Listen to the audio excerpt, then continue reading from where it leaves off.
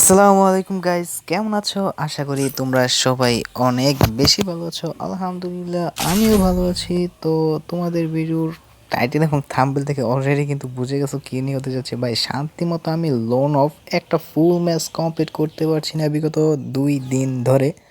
তো বেশি কথা না, তো লোন অফ ম্যাচের মধ্যে চলে আসলাম। তো লোন অফ ম্যাচের মধ্যে চলে আসার পর এখন নেট প্রিন্টে একটু খারাপ দেয়।